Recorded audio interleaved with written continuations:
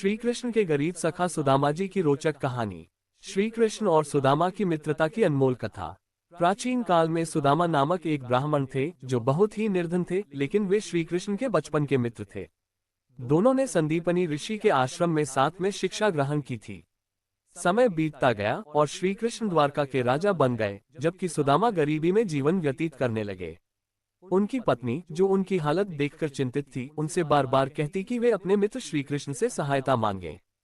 सुदामा का द्वारका आगमन। कई दिनों के बाद सुदामा ने श्री कृष्ण से मिलने जाने का निर्णय लिया।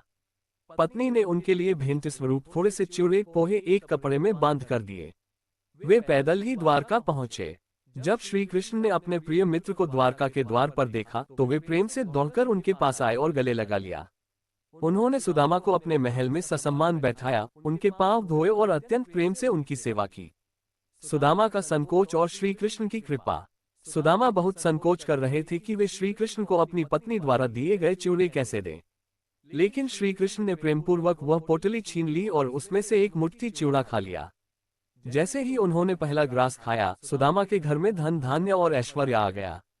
सुदामा ने कुछ भी नहीं मांगा, लेकिन जब वे अपने घर लौटे तो देखा कि उनकी झोपड़ी एक भव्य महल में बदल चुकी थी और उनकी गरीबी दूर हो गई थी। कहानी की सीख। इस कथा से हमें ये शिक्षा मिलती है कि सच्ची मित्रता न धन से मापी जाती है, न स्वार्थ से। श्री कृष्ण ने ये सिद्ध कर दिया कि प्रेम और स्नेह से बढ़कर संसार में कुछ भी नहीं।